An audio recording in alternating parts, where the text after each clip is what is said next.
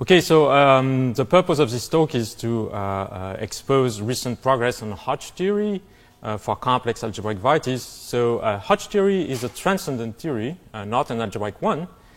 Nevertheless, the main conjectures in the field predict that this transcendence is strongly constrained. And so the results I will explain go into that direction. What I find extremely exciting about this is that actually the proof use tools from completely outside from geometry, algebraic geometry, namely tame geometry, which is an idea developed by Grothendieck and then by model theorists. And second, ideas from functional transcendence and also atypical intersection theory. Okay, so let me start just by recalling basics about Hodge theory. So the main object of interest for algebraic geometers, at least, is algebraic varieties. Basically, you give yourself a bunch of homogeneous polynomials in n+1 variables, and then you look at the set of common zeros of those polynomials in the projective space, and all this is over a field K. So those spaces can be pretty complicated, and the idea is that you want to linearize them. And when the field is C, this is kind of easy. And Hodge theory, in a nutshell, is just you associate to any smooth projective variety a filtered complex vector space, and you hope that this filtered complex vector space keep enough information about the algebraic structure of X. So how does it work? Well, you forget that X is an algebraic variety, just consider it as being a compact complex manifold. And you take its singular cohomology that I denoted by HB, B is for Betty. So I get a finite dimensional vector space, and on that vector space, the miracle of Hodge theory is to define a filtration, which is some kind of shadow of the algebraic structure of X. Okay? And the main point of this talk would be to look at this theory in families. So we'll look not only at one single smooth projective varieties, but at a family of such things. So technically, this means that you have a smooth projective morphism of algebraic varieties over C. And then what we would like to understand, okay, when you have such a family, the singular cohomology would give you some local system. And on the other hand, on each fiber of that local system, you will have the Hodge filtration. And you want to describe how the Hodge filtration moves compared to the local system of singular cohomologies. And this way, you will get a period map. So now I will go into more details and explain you how you construct this period map. So the first thing to understand is how you construct the Hodge filtration. And probably you have seen already some kind of construction using metrics and harmonic theory, but this is not what I want to emphasize. I really want to emphasize that this comes from algebraic geometry. So the way you do it is you start with this diagram. So on the right, bottom right, you have the Betty cohomology. So this is just the singular cohomology of your compact complex manifold. And first, you go up, and by the classical de Rham theorem, it's the same thing as the cohomology of smooth differential forms on this compact complex manifold. But now, a little bit of shift theory tells you that this is also the same thing as the hypercohomology of the complex of holomorphic differential forms, the de Rham complex. So this is this object on the top left. Okay? Now you have the same gadget, but at the level of algebraic varieties. So you can look at the hypercohomology of the algebraic variety with coefficient in this algebraic de Rham complex, and now with respect to the Zariski topology. And the classical result of Serre, which is Gaga theorem, tells you that actually this is isomorphic. So you see that on the left you have a purely algebraic object, which is canonically isomorphic to your singular cohomology, which is a purely topological object. This is canonical, but very mysterious. Okay? And now the Hodge filtration is constructed as follows. Well, on the left, you have a complex, and any complex has a stupid filtration, where you just keep the terms in degree at least p, and this gives you the Hodge filtration on this algebraic side. And then you transport it by this complicated isomorphism to the singular cohomology. Okay, so now you see that Hodge theory is really on the comparison between the rational structure that you get on singular cohomology and this Hodge filtration that comes from the algebraic cohomology. And from that point of view, it's very natural to say that Hodge theory is incarnated in Hodge classes in the sense that you look at the classes which are at the same time rational and exactly in the middle filtration when you work in the cohomology degree 2p. So to convince you that this Hodge filtration is really a shadow of the algebraic structure, you can notice that you have a canonical cycle map that associates to any codimension P algebraic subvariety of X its cohomology class, and this cohomology class will be a Hodge class. It's a very easy exercise. It will be at the same time rational, but also in this piece part of the Hodge filtration. All right, so this is nice, but what is most important is the first theorem in the theory. So this looks technical, so you don't have to read the details, but you have to understand what it says. It tells you that the Hodge filtration is not any filtration. It is very peculiar. It has two properties. The first one tells you that actually, if you look at the Hodge filtration and its conjugate, it defines a bigraduation of the vector space. It's not only a filtration, but really a bigraduation. And the second property is that this is polarizable. And this means, this was explained in Junehu plenary lecture, that you have a bilinear form on that vector space, which has a certain number of properties. In particular, it is related to the existence of a Hermitian metric. This is the last condition written. Okay, so why is that important? Why is that important to get this enhancement, not only a complex filtered vector space, but really a polarizable Hodge structure? Well, the point is that the category of filtered vector space is bad. It's not nice. On the other hand, the category of Hodge structure is nice. It's abelian. It's even more than abelian. It's Tannakian. This means that this is a category of representation of certain algebraic group. And so if you finish this process of linearization, you can say that basically what you do is that you associate to any smooth projective variety a Q algebraic reductive group. And here, reductive comes from the existence of the polarization. So this is really crucial. Okay? So what is that group? Well, this is, by definition, this is the Tanaka group of the subcategory of all Hodge structures generated tensorially by your V. Okay? And equivalently, you can also see that this is just a fixator in the group of linear transformation of VQ of all the Hodge tensors that appear in all possible tensor powers of V and its dual. Okay? So this is a very mysterious group. If you give me an algebraic variety, usually I will not be able to compute that group if you just give me the equations. It's very mysterious, but it's there. And it's remarkable because on the left, you have, of course, continuous families of such objects. On the right, those reductive groups they form countable families, and they are completely classified. Okay? So this is really a very important invariant. So now let's move to the theory in families. So you want to do the same thing in families, and this is very easy. You just do it fiber by fiber. So if you have a smooth projective morphism of algebraic varieties, so here S is quasi-projective, but the fibers are projective, then you would get the notion of polarizable variation of a structure. How do you do that? Well, first, you look at the families of singular cohomologies of the fiber. This will give you a local system, locally constant sheaf of Z modules. You can also look at the algebraic de Rham cohomology, and you get an algebraic vector bundle, this curved V. And this algebraic vector bundle is endowed with a filtration by algebraic subbundles, which comes from the Hodge filtration. You also have a polarization Q, but I won't say, which is just a polarization on each fiber. And what is the relation between this local system and the algebraic vector bundle? Well, if you look at the flat connection defined by this local system, actually it defines an algebraic flat connection on the vector bundle. And the important relation, which is absolutely crucial, is the following one, which was discovered by Griffiths in the 60s, is that, of course, the filtration is not flat. It's not preserved by the connection, but it's moved at most by 1 degree. So you move it a little bit when you move in the local system, but not randomly. It's extremely constrained. So, and now our main object will be period maps. So now you try to encode this variation. So how do you do that? So first look at the top row. So you pull back your local system to the universal cover, Sn tilde of Sn.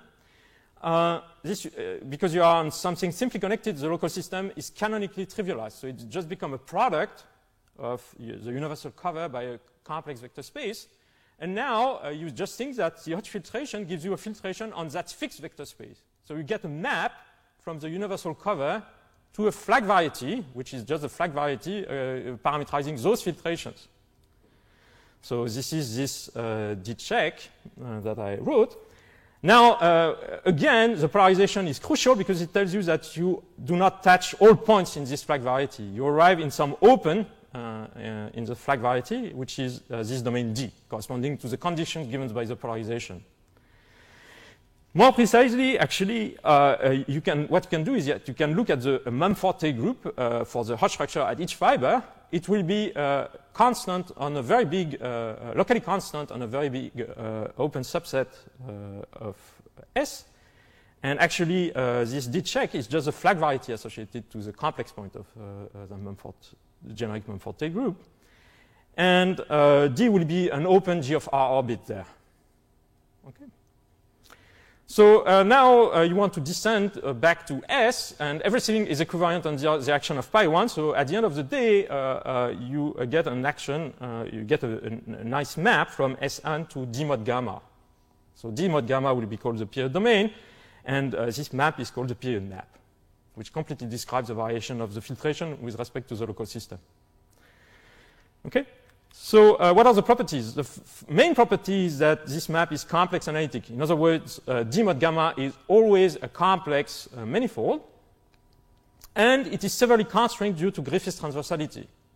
More precisely, what you can prove is that there is a natural filtration on the tangent space to D mod gamma coming from Hodge theory, and the constraint is that the image of the tangent bundle of Sn is contained in the smallest possible piece of that filtration. In other words, you get exactly in the piece -1,1 of the Hodge filtration of the Lie algebra of the generic Mumford group G. So an important invariant here, you see that there is no constraint if L is equal to 1. So the most important invariant here will be what I call the level of the variation of Hodge structure, which is a finer invariant than the weight, actually. All right, so maybe this is a lot to swallow, but let me give one more piece of information. Suppose now you want to consider Hodge classes in family. So you will get the notion of Hodge loci, and this is just, you will look at the set of points in S where the fiber admits exceptional Hodge classes, Hodge tensors. Okay? And this is also the locus where the Mumford group is strictly smaller than the generic one. And as I said, this is a meager set of Sn, because generically the Mumford group is locally constant. And this diagram will be extremely important. So how do you describe this Hodge loci in terms of the period maps? Well, you have your period map, and inside the period domain, you have smaller period domain corresponding to smaller possible Mumford groups. So you have this countable union, countable because all the groups are defined over Q. So you have this countable union of smaller period domains inside D mod gamma, and they are from D prime mod gamma prime. And now the Hodge locus is just the preimage of that countable union. So this is also explaining why this is a meager set. So maybe I want to give an example of a trivial example of the theory, which is families of elliptic curves. So my base would be the moduli space of all elliptic curves, and I look at, as a morphism, I look at the universal family of elliptic curves of it. So now the diagram of the period map is exactly the one that I drew. So going to the universal cover of the moduli space means that basically you are fixing a marking of the homology of your elliptic curve. Okay, so those two loops, gamma 1 and gamma 2, they are a fixed basis. Now, what is the period map? Well, the period map should describe the line generated by the unique holomorphic or algebraic one form on an elliptic curve inside the singular cohomology when you look at it as a Betti class.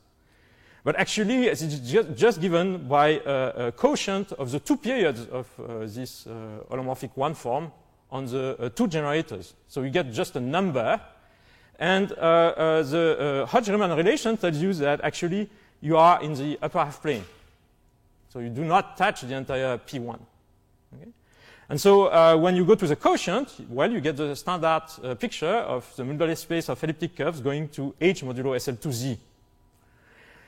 In this very peculiar case, it happens that this map is actually an isomorphism, and it's even algebraic. You can put an algebraic structure on both sides, and this map is algebraic. But what I want to emphasize is that this is extremely rare. Okay? So now, just to say a few words about the Hodge structure and the Mumford group, if you fix an elliptic curve at a point tau, corresponding to a point tau in H, so the elliptic curve would just be C modulo Z plus tau Z, actually. Okay? And so if you compute the endomorphism in the category of Hodge structures of the H1 of that thing, you would just get two possibilities. Either an order in Q of tau if tau is imaginary quadratic, or generically you get Z. And so it tells you that actually the Mumford group of your elliptic curve, you have only two possibilities.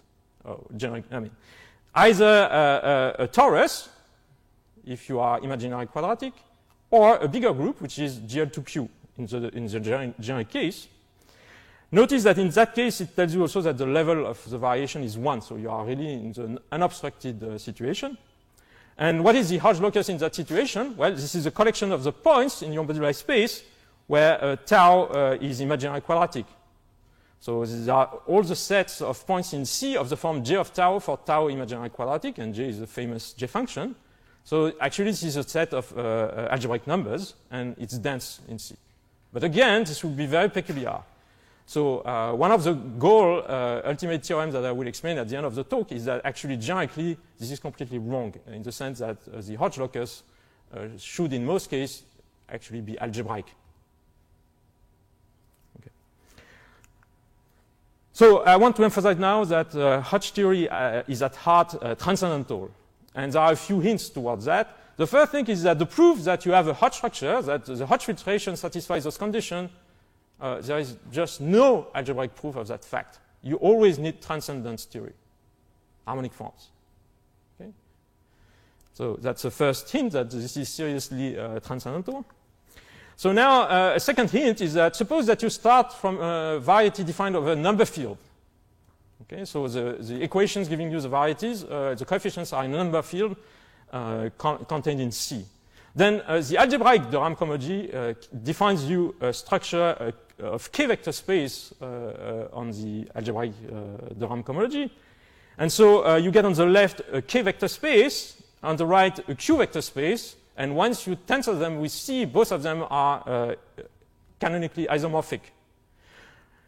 So now you can try to understand this isomorphism. So write the matrix of a base defined over K on the left to a base defined of a Q on the right, and look at the coefficients. These are what are called the periods of your variety. Look at the field generated by those periods, and the fact is that this field is not usually a number field. It will always be a transcendent. Okay? So this is the second indication that this isomorphism from the algebraic de Rham cohomology to the singular cohomology is really highly transcendent. And geometrically, the third indication is the following, that if you start from a family of algebraic varieties, so you get a period map, well, if the level of the variation is 1, then actually this d mod gamma is well known. This is an algebraic variety called the Shimura variety, and actually phi is always algebraic.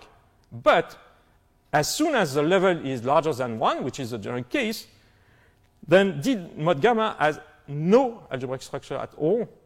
And so this means that phi is a mere complex analytic map. So really you are outside the world of algebraic geometry. Okay? On the other hand, this transcendence should be severely constrained. So let me give corresponding hints.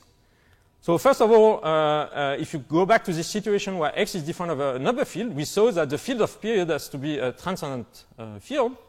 But the transcendence degree is actually controlled. At least it should be controlled. This is the famous period conjecture of Grothendieck that tells you that actually it's controlled by the dimension of this Mumford group. Okay, so this is an extremely strong statement. There is a second conjecture, of course, well known, which is the Hodge conjecture that tells you that those Hodge classes that looks very transcendental, actually they should be controlled by algebraic cycles. In other words, the cycle map should be surjective. Now, Vail noticed in his last paper in 79 that the Hodge conjecture has the following implication, that if you look at a family of smooth projective varieties, then it implies that the Hodge locus, this locus where you have exceptional Hodge tensors, should be a countable union of algebraic subvarieties.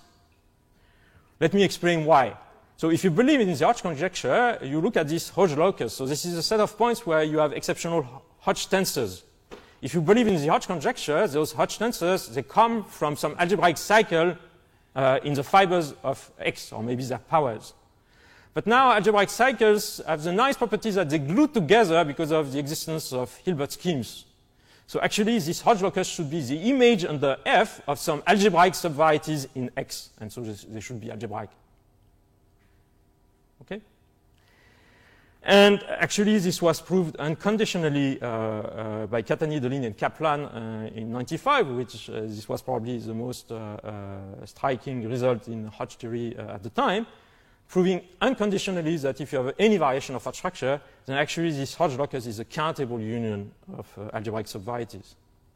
So if you remember the diagram that I had my S, I had this map D mod gamma, and now the Hodge locus was basically given by D prime mod gamma prime contained in D mod gamma, and I was pullbacking my variety by phi.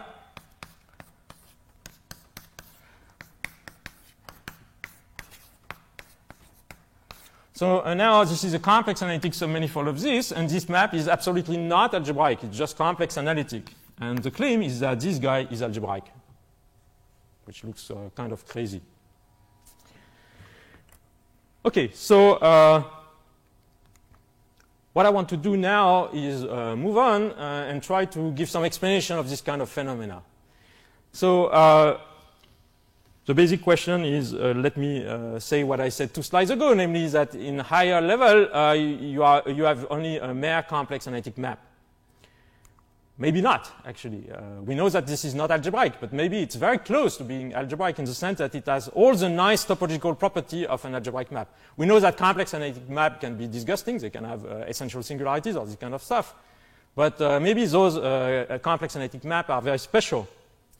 Okay, and actually what happened is that in the 60s, Grothendieck had this idea that general topology was a monster, which was invented by analysts for the purpose of doing analysis, which is fine, but that all the pathologies of classical general topology do not occur when you do the analysis of natural geometric forms. And he suggested that general topology should be replaced by some tame topology or tame geometry, and this idea was taken off by model theorists. And actually, they got a pretty good model, which is now called omnimal geometries. So what is the kind of pathological objects that you want to get rid of? Of course, you want to get rid of piano curves, Cantor sets. I'm sorry, Richard. but much more basic objects, actually. So what is the typical monster that you learn as an undergrad? This is the following thing. You take the graph of sine 1 over x for positive numbers x. So this is this very rapidly oscillating function. So why is it an object which is not tame? Well, the reason is the following, that if you take its closure, you get this vertical interval plus the graph of this oscillating function. And it's not tame for at least 3 reasons. The first one is that this is a typical example of connected set, which is not arc-connected. But if you are not arc-connected, you are not doing geometry in some sense, because you don't know how to draw. Second is that there is no nice stratification theory with such objects, because the boundary has exactly the same dimension as the object. Namely, the boundary is this vertical segment. It has dimension 1, the same dimension as the graph. So that's bad. And the third reason is that if you intersect this graph with R, well, this is not a finite type. You need infinitely much information to describe the points. Okay. All right. So now model theorists were good at developing a model purely axiomatically. So let me go quickly about that. So what is a structure? A structure is just defining the collection of sets you are allowed to play with. And this would be called the definable sets in your structure. And there are a few axioms, trivial axioms. You want the algebraic subsets of Rn to be definable. You want definable sets to be stable under intersection, finite union, and complement, so Boolean algebra. You want them to be stable under product. And the only non-trivial axiom is that you want them to be stable under linear projections. Okay? And now, if you have such definable sets, you define a function as being definable if its graph is definable. Okay? So let me give examples. Typical examples are semi-algebraic sets. I mean, because of the force axioms, algebraic subsets do not form a structure, but when you take a linear projection, you get semi-algebraic sets, and this forms a structure. So you have semi-algebraic geometry as a basic example. And actually, because of axiom 1 and 4, semi-algebraic sets are contained in any structure. Well, now you can also define a structure for any collection of functions and of subset by decreting that those guys are definable. The reason being that the intersection of two structures is always a structure. Okay, so you can just take the smallest structure generated by that collection of functions. This makes sense, or sets. So a typical example, you can define Rx, which is the smallest structure, such that the full graph of the real exponential is definable, or R sine, and so on. Okay?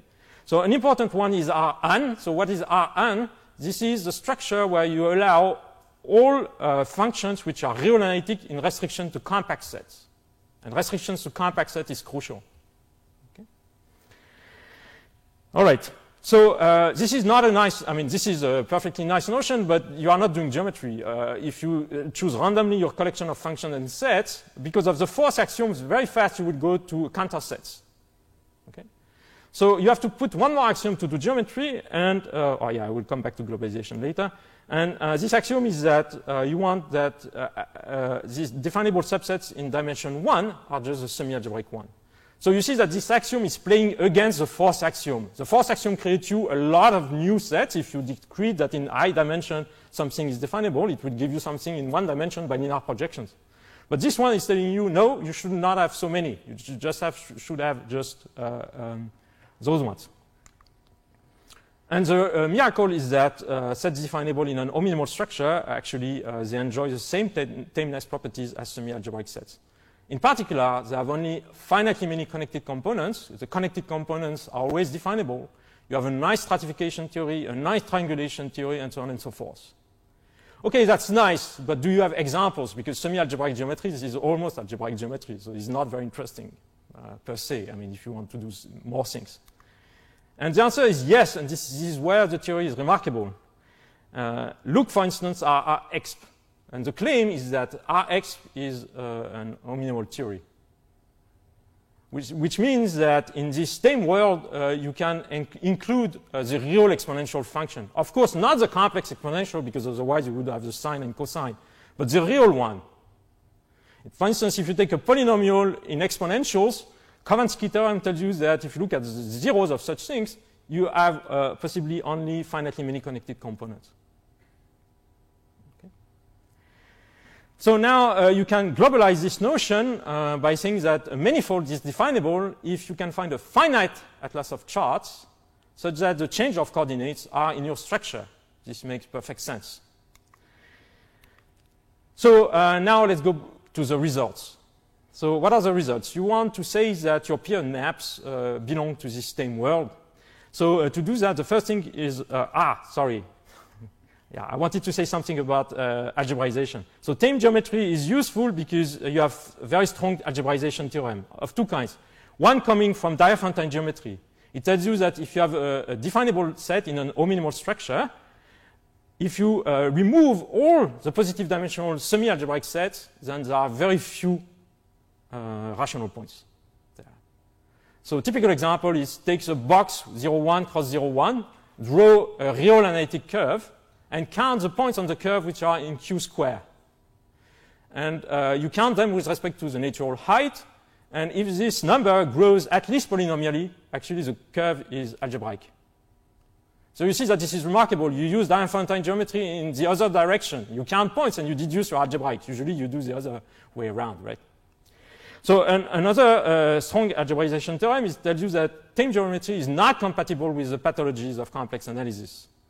In other words, if you have a quasi-projective variety and you have a closed analytic subset, complex analytic subset, which is at the same time definable, then actually it is algebraic. So this is a version for quasi-projective variety of the classical Chow theorem for projective varieties if you restrict yourself to definable sets in an omnimal structure. Okay, so let's move to applications to period maps. So the first result tells you that actually the target of the period map has a canonical structure of R-alg manifold. So we can find a finite atlas of charts such that the change of coordinates are semi-algebraic functions. And here there is only one word, reduction theory. So the basic pieces for constructing such structure are just Siegel sets. So I won't say more about that, but it's completely canonical. In particular, each time you have D prime mod gamma prime inside D mod gamma, it's a definable subspace.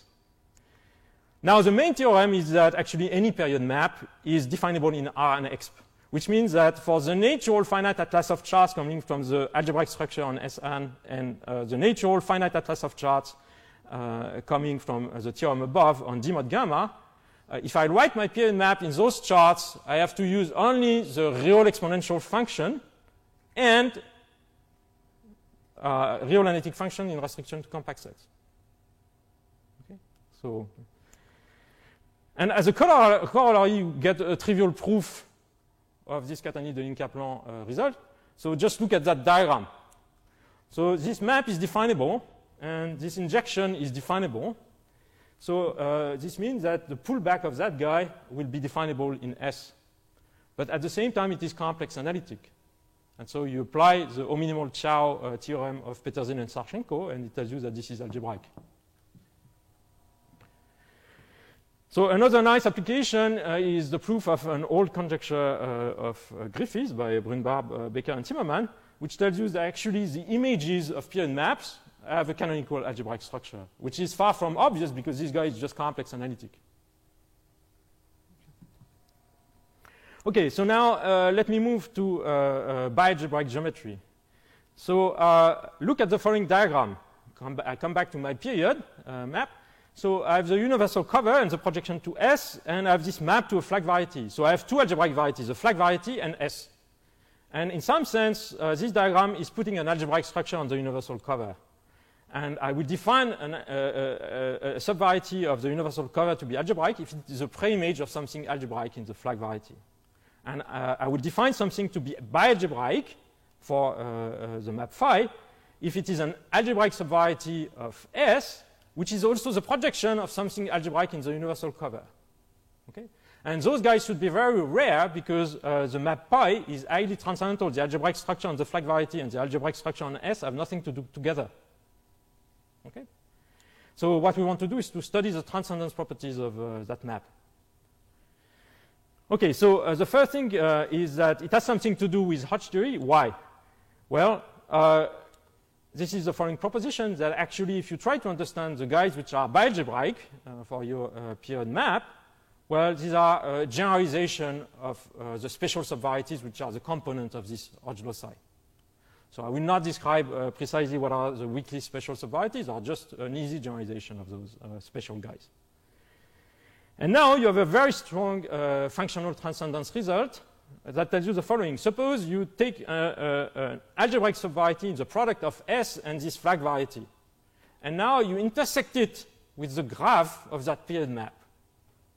Then the result is that if this intersection is atypical in the sense that its dimension is larger than what is expected, then actually there is a good geometric reason for that, and the good geometric reason is that its projection in S has to be contained in a weakly special subvariety.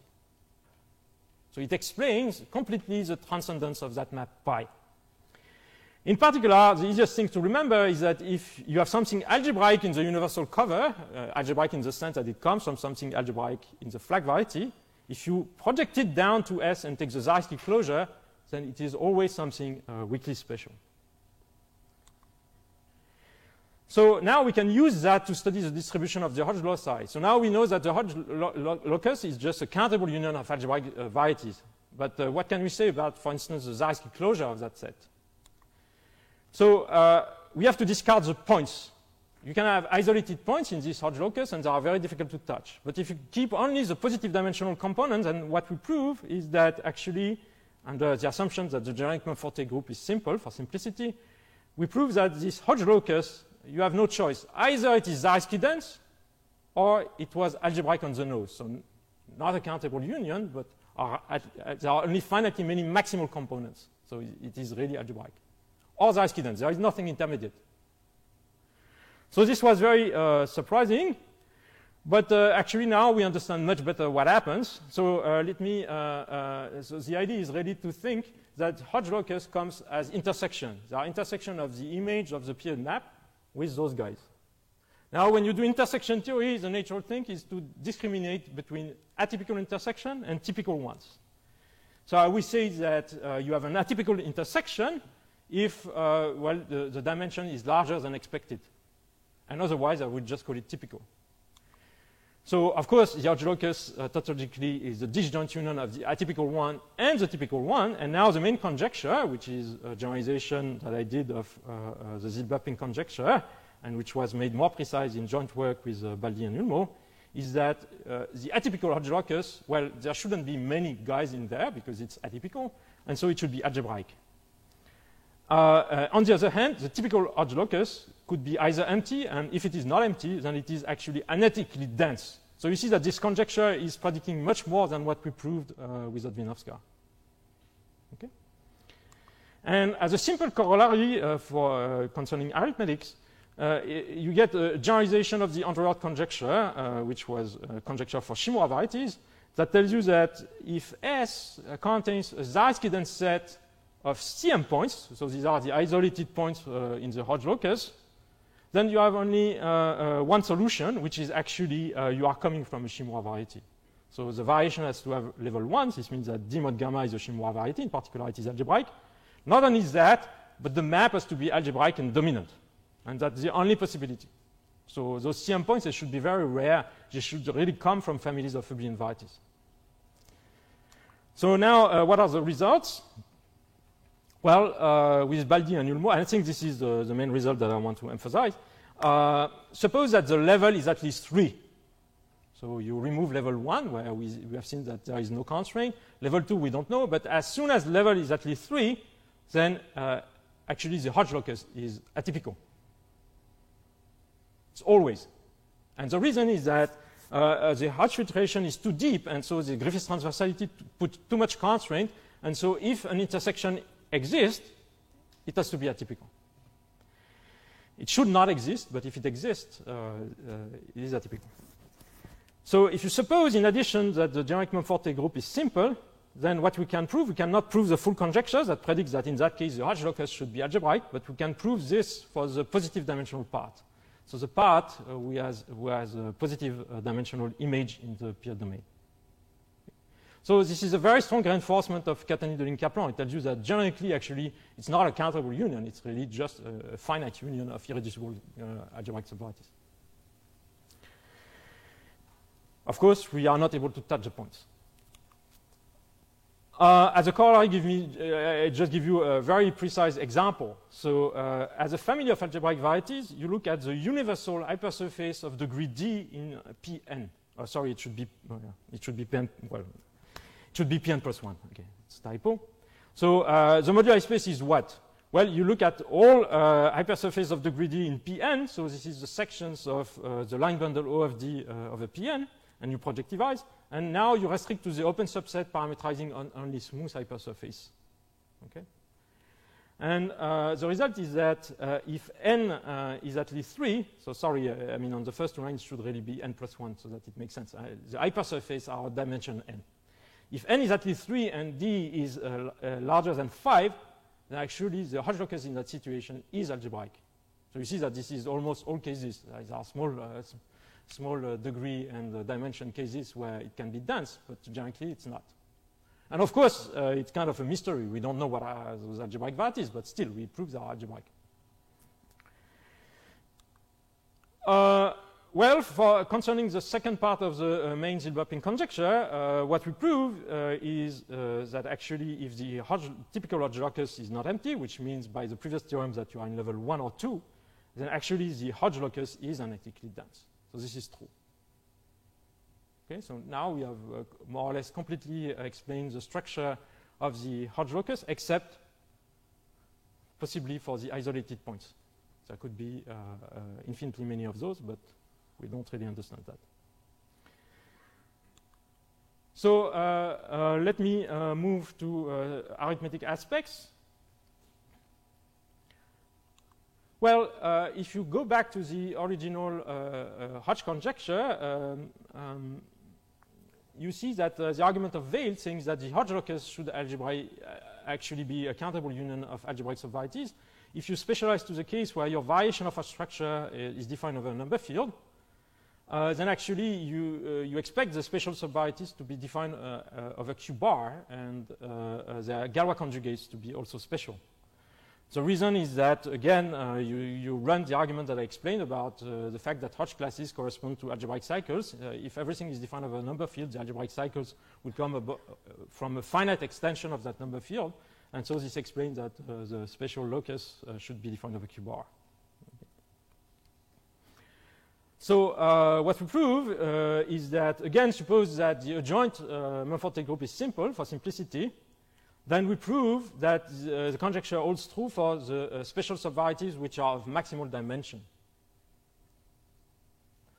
And in particular, because of our result in level larger than 3, in that case, we obtain that in this situation, the Hodge locus of positive dimension is algebraic and defined over Q-bar.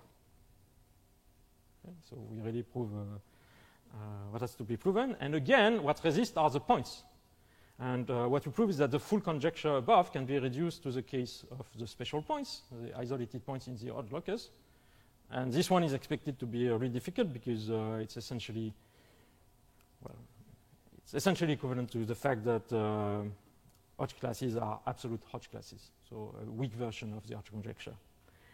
Okay, and so recently my student Tobias Kreutz gave an explanation of that, and he explains that you can run the same theory replacing Hodge theory by absolute Hodge theory. So you just look at Hodge classes which remain Hodge classes when you twist under the automorphism of C, and you are asking that you remain Hodge at under all such twisting.